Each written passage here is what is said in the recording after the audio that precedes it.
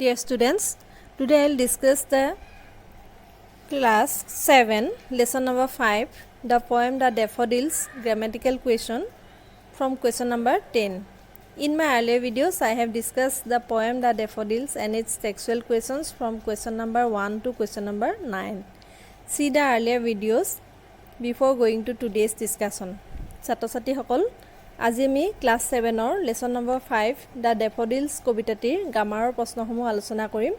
আগৰ ভিডিঅ'সমূহত ডেফোডিলছ কবিতাটি আৰু ইয়াৰ টেক্সচুৱেল প্ৰশ্নসমূহ আলোচনা কৰিছিলোঁ। এই ভিডিঅ'লৈ যোৱাৰ আগতে তোমালোকে আগৰ ভিডিঅ'সমূহ চাই ল'বা। Now let's go to question number 10. In question number 10, here it's given, let's learn some grammar. Grammar শিকোৱা হা। Here are some lines that tells us what the poet said he was doing in the poem. ইয়াত কিছুমান line দিয়া আছে তলত আৰু সেই লাইনবিলাকত কবিতাটোত কবিয়ে কি কৰিছে তাৰ বৰ্ণনা দিছে।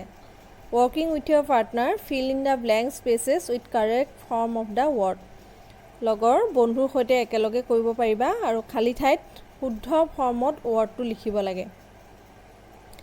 One day the poet William Wordsworth was wandering alone along a lake. এদিনাখন উইলিয়াম ৱৰ্ডছৱৰ্থে হ্ৰদৰ পাৰত ঘূৰি ফুৰিছিল। অৰ্থাৎ ইয়াত পাষ্টৰ বিষয়ে বৰ্ণনা দিছে, সেইকাৰণে ৱৰ্ডবিলাক তোমালোকে মেক্সিমাম পাষ্টত লিখিব লাগিব।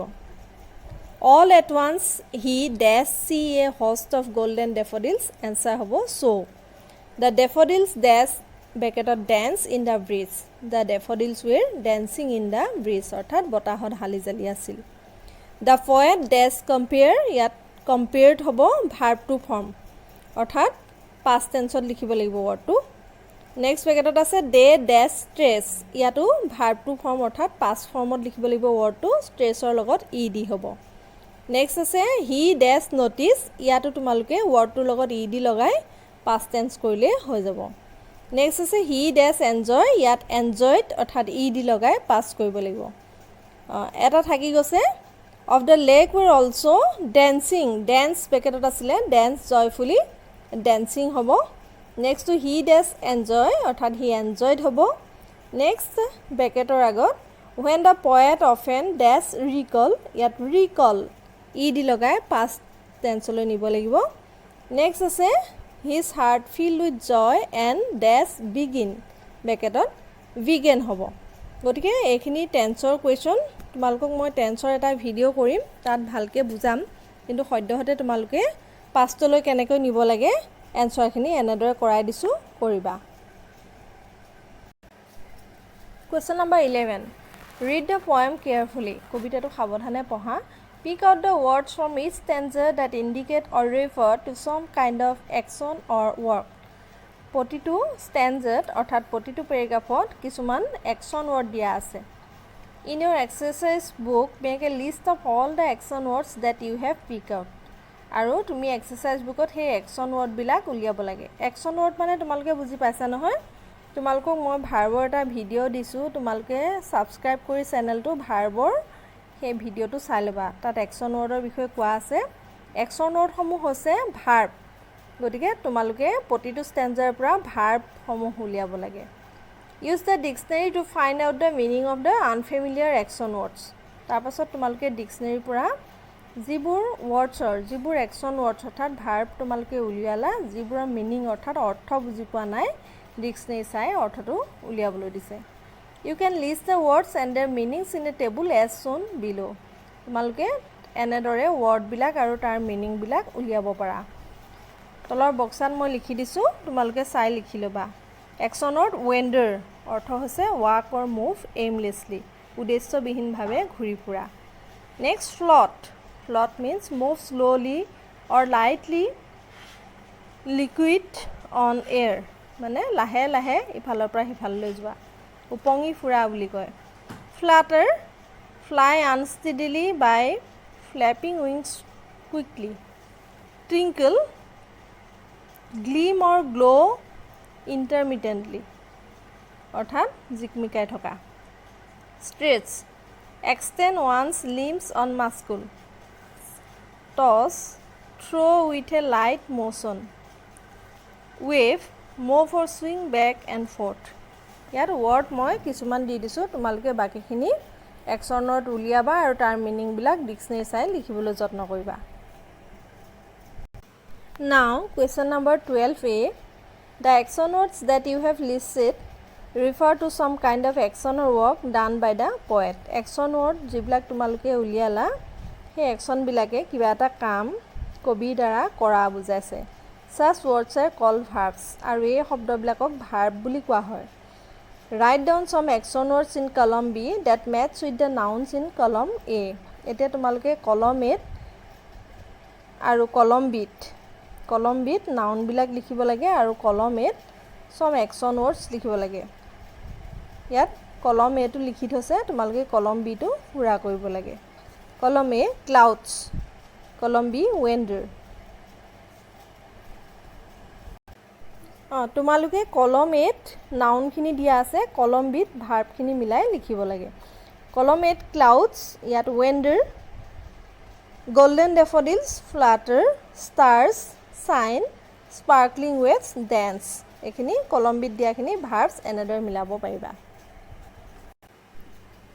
Now in question B it's given working with your partner use the verbs in column B and write 4 sentences that tell what the nouns in column A were doing one has been done for you এতিয়া তোমালোকে 12a questionত যিখন shirt বনাইছিলা column B verb দিয়া আছে আৰু column A noun খিনি দিয়া আছে এতিয়া তোমালোকে sentence বনাব লাগে এটা কৰি থৈছে 1 the cloud was floating over vales and hills 2 a host of golden daffodils were fluttering in the breeze এনেদৰে লিখিব পাৰিবা 3 the stars were shining in the sky 4 the sparkling waves were dancing in glee অৰ্থাৎ প্ৰতিটো ভাৰ্বৰ লগত আমি ing যোগ কৰিছো are were এনেদৰে লিখি তোমালোকে চেষ্টা কৰিবা next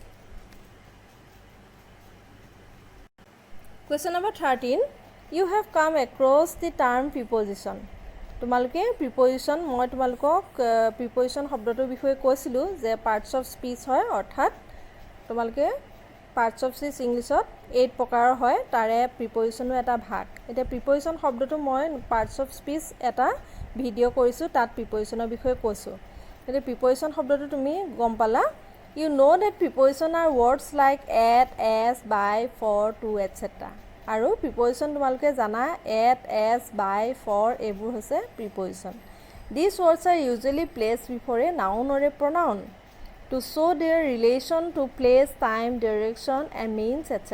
এই শব্দবিলাক সাধাৰণতে নাউনৰ আগত বা প্ৰনাউনৰ আগত ব্যৱহাৰ হয় আৰু ই ৰিলেচন কৰে প্লেচৰ লগত ঠাইৰ লগত টাইম সময়ৰ লগত ডাইৰেকশ্যনৰ লগত দিশৰ লগত মিন্স অৰ্থৰ লগত এনে ধৰণে ৰিলেচন অৰ্থাৎ সম্পৰ্ক দেখুৱায় এটা তোমালোকে নাউন প্ৰনাউন ভাৰ্ব এডভাৰ্ব প্ৰিপজিশন কি হয় এখিনি হে ভিডিওটো আকৌবা চাই লবা Now look at the phrases from the poem এতিয়া তোমালোকে কবিতাটোত থকা ফ্ৰেজ বিলাক চোৱাচোন 1 over vales and hills over underline কৰা আছে over হৈছে প্ৰিপজিশন 2 beside the lake beside হৈছে এটা প্ৰিপজিশন underline কৰা আছে 3 beneath the trees beneath হৈছে এটা প্ৰিপজিশন The underline words are preposition denoting place এই প্ৰিপজিশন বিলাকে প্লেস দেখাইছে প্ৰতিটোতে মন কৰা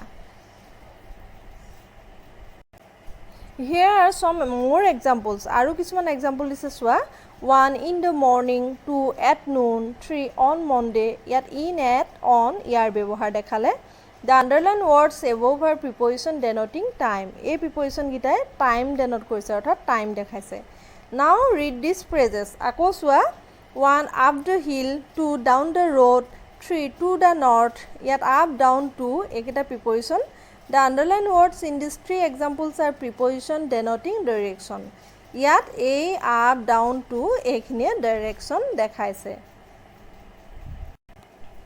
Here some more phrases আৰু কিছুমান দিছে চোৱা 1 by car 2 on foot 3 with a knife Here by on with denote how something is done ইয়াত কেনেকৈ by use হৈছে on with এইখিনিয়ে কেনেকৈ সম্পৰ্কিত হয় এটো দেখালে For example I cut the apple with a knife মই এপলটো নাইফ ৰে কাটিলো with ব্যৱহাৰ এন্ড হৈছে নাইফ এতিয়া now complete the sentence with the correct preposition এতিয়া তোমালোকে ওপৰত দিয়া ইউজ খিনিৰ পৰা গম পালা কেনেদৰে প্ৰিপজিশন ব্যৱহাৰ হয় এতিয়া তোমালোকে শুদ্ধ প্ৰিপজিশন বহাব লাগে 1 clouds float dash hills and valleys over hobo 2 the daffodils bloom dash a lake answer B side 3 stars were shining dash the night sky answer in 4 they form a line dash the shore of a bay answer along 5 he would often lie dash his course lost in thoughts